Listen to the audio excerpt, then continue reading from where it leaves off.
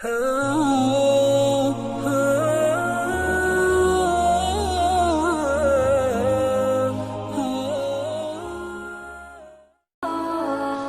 yang dirahmati Allah Subhanahu wa taala, enggak bakalan kecewa kalau bersandar kepada Allah.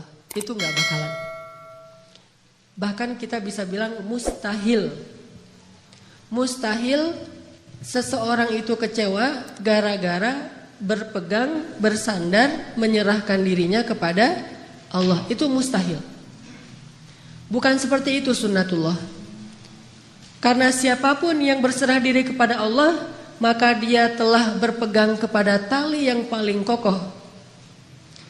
Wa man yuslim wajhahu ila Allah, wa man yuslim wajhahu ila Allah wa huwa muhsin faqad istamsaka bil urwatil wuthqa wa ila Allahi aqibatul umur. Siapa yang menyerahkan dirinya kepada Allah dan dia senantiasa berbuat baik, maka sesungguhnya dia telah berpegang kepada tali yang paling kokoh, dan kepada Allah segala urusan dikembalikan. Jadi enggak ada orang yang kecewa kalau dia berpegang kepada Allah. Masalah apapun. Masalah rezeki, masalah jodoh, terutama yang kedua. Kalau kita bergantung kepada Allah dalam urusan jodoh, maka insya Allah kita nggak akan kecewa. Mak comblang yang paling baik itu adalah Allah. Kalau mak comblangnya ustadz, kadang-kadang ngecewain. Ustadz, ini CV saya. Oh ya, kriteria yang kamu cari seperti apa? Saya mah nggak susah-susah Ustadz, standar-standar aja. Ya standar yang gimana? Yang tingginya 180, yang kulitnya bening, sampai kalau minum kelihatan airnya ngalir gitu. Transparan. Kemudian yang hidungnya seperti pedang, yang matanya seperti bidadari. Tahu mata bidadari? Belum. Besar dan sayu, tapi nggak belok. Belok apa teh? Sudah pernah lihat? Ada di rumah saya. Oh iya. Nah ini kriterianya. Terus kata Ustadz, kalau yang kayak gitu Ustadz juga mau gitu ya. Akhirnya pas ketemu Ustadznya duluan yang ta'arufan. Ini kalau mak comblangnya manusia. Tapi kalau mak comblangnya Allah, jauh lebih meyakinkan dan gak bakalan kecewa. Dengan kriteria apapun, wa huwa ala kulli syai'in qadir. Dan kalau Allah menjanjikan yang baik akan ketemu dengan baik, pasti innahu la yukhliful mi'ad. Allah tidak pernah mengingkari janjinya. Masalah apapun kita harus mengandalkan Allah. Coba deh selalu ngandelin Allah. Bahasa gampangnya gini, udah tenang aja, ada Allah. Itu. Dan kalau kita sudah melibatkan Allah, la yudayya'akallahu idzan. Itu pasti Allah enggak bakalan ngecewain kamu. Kalau udah ngandelin Allah, ini gimana nih? Udah tenang aja, ada Allah. Allah tidak akan mengecewakan.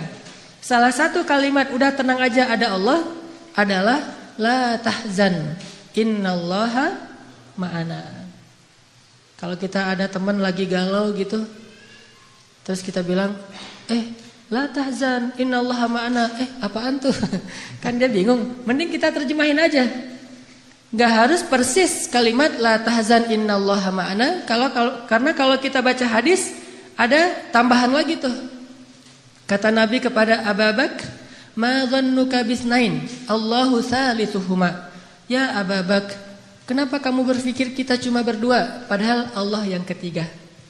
Kalau dalam ayat la tahzan, innallaha ma'ana. Kalau bahasa kita, woles bro.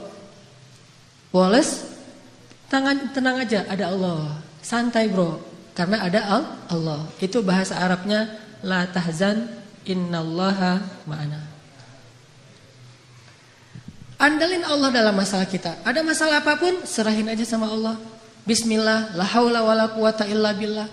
Bahkan kadang-kadang hanya dengan berzikir la haula wala quwata illa billah, Allah kasih keajaiban yang luar biasa. Karena setelah seseorang bersandar kepada Allah, la yudayya'anallahu idzan. Pasti Allah enggak akan ngecewain. Coba teman-teman bayangin, Nabi itu udah ikhtiar habis-habisan.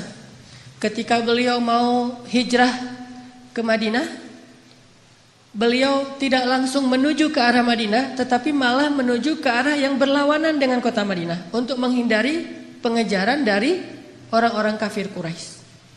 Yang kemudian beliau menginap beberapa malam di dalam Gua Thur. Sebetulnya kalau mau disebut lebih pantas bukan gua, tetapi lubang, karena kecil sekali. Dan kemudian beliau meminta tolong kepada keluarga Abu Bakar untuk membawakan makanan setiap hari, yang waktu itu dibawa oleh Asma bintu Abi Bakar yang sedang hamil 7 bulan.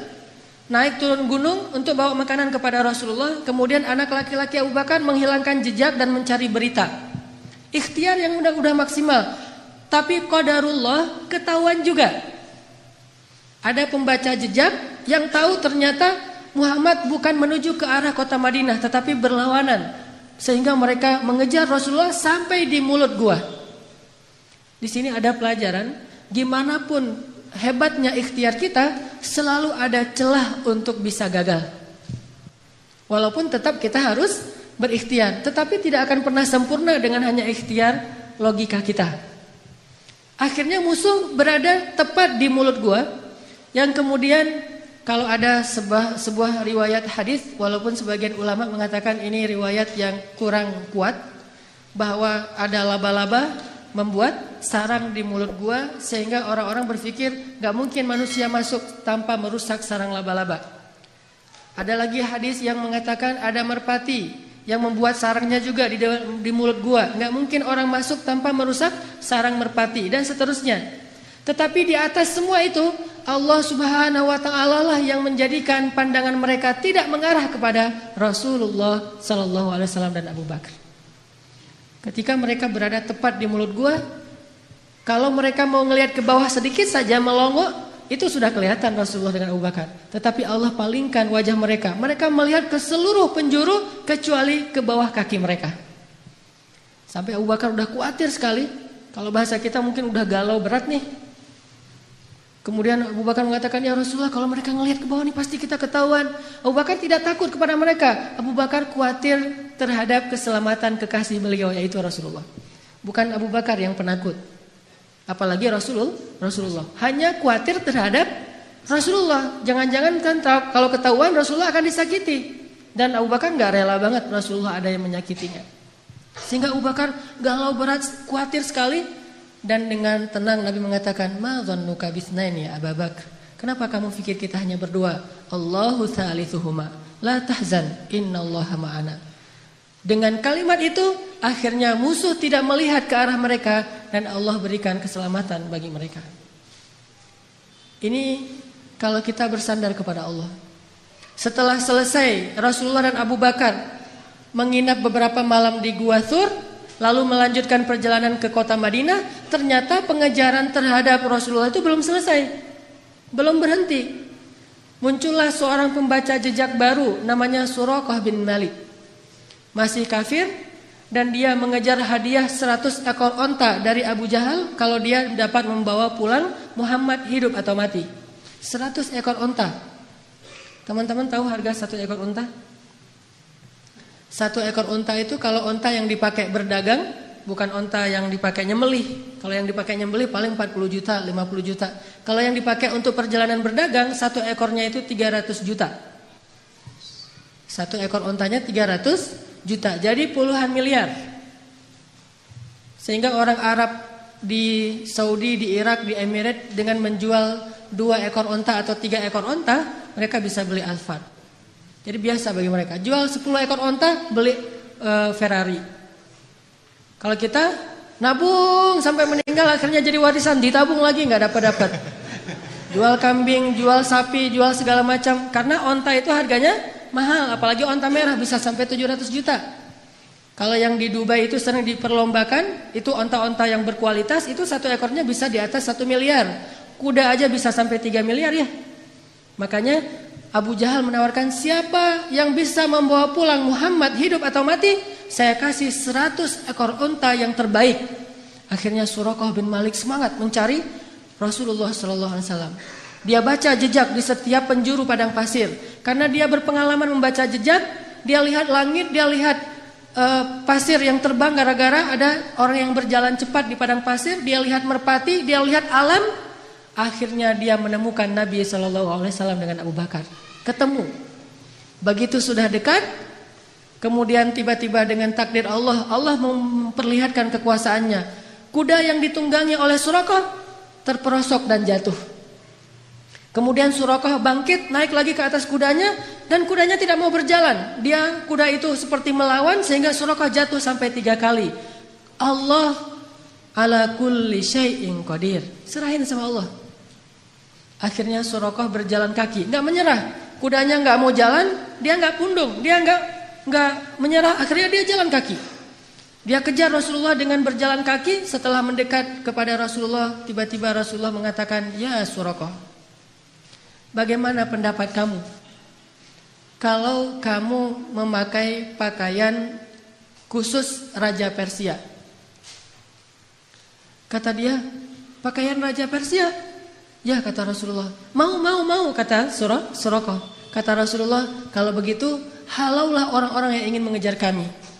Kelak kamu akan memakai pakaian Persia, Raja Persia. Sehingga akhirnya Allah Subhanahu wa taala membolak-balikan hati manusia. Yang tadi marah kepada Rasulullah, benci kepada Rasulullah, ingin mengambil keuntungan dari menangkap Rasulullah, Allah balikkan hatinya tiba-tiba menjadi pendukung Rasulullah SAW. Walaupun belum beriman, tapi dia mendukung Rasulullah. Dia lupa dengan 100 ekor onta. Coba bayangkan secara logis, 100 ekor unta itu sudah jelas. Yang menawarkannya Abu Jahal, orang paling kaya di Mekah. Sedangkan pakaian Persia yang nawarinya seorang laki-laki yang bahkan dari kampung halamannya aja terusir. Dan bagaimana dia akan berikan jubahnya Raja Persia kecuali dengan cara menaklukkan negeri Persia. Dan bagaimana dia akan menaklukkan Persia sedangkan di rumahnya aja, di kampungnya aja dia dalam keadaan lemah dan terusir. Ini kan gak logis. Kok bisa Suraqah percaya sama Muhammad yang dalam keadaan terusir, memberi janji yang aneh, tapi dia meninggalkan janji-janji Abu Jahal 100 ekor unta yang paling realistis. Ini kebesaran Allah Subhanahu wa taala. Dan ini juga sebagai bukti Rasulullah itu benar-benar al-amin, as-sadiqul masduq, orang yang selalu dipercaya bahkan oleh musuhnya. Suraqah lebih percaya kepada Nabi walaupun Nabi terusir dengan janji yang aneh itu daripada kepada Abu Jahal yang realistis. Sehingga akhirnya Allah menyelamatkan Rasulullah dan Abu Bakar sampai di Madinah. Selang beberapa tahun setelah Nabi SAW wafat, pada masa kekhalifahan Umar bin Khattab, akhirnya Islam berhasil membebaskan Persia dan menaklukkan kerajaan-kerajaan yang zalim di sana. Lalu salah satu ghanimah harta yang dibawa dalam peperangan itu adalah jubahnya Raja Persia, dibawa ke Madinah. Ketika jubah Raja Persia sampai di Madinah, diserahkan kepada Umar. Umar teringat dengan janji Nabi, sehingga Umar bertanya, "Aina Suraqah?" Di mana Suraqah bin Malik? Ternyata Suraqah sudah masuk Islam. Kemudian dia datang, "Saya ya Amirul Mukminin, saya Suraqah, udah tua dia." Kata Umar, "Ya Suraqah, masih ingat dengan janji Rasulullah kepadamu?" Suraqah bingung, janji yang mana? Dia udah lupa dengan janji Nabi. Kemudian kata Umar, "Sesungguhnya dulu Nabi pernah berjanji akan memakaikan kepadamu pakaian Raja Persia." "Oh ya, saya masih ingat waktu itu Nabi berjanji demikian." Maka wahai Suraqah, pujilah Allah, sesungguhnya Allah telah mengabulkan janji-janji itu.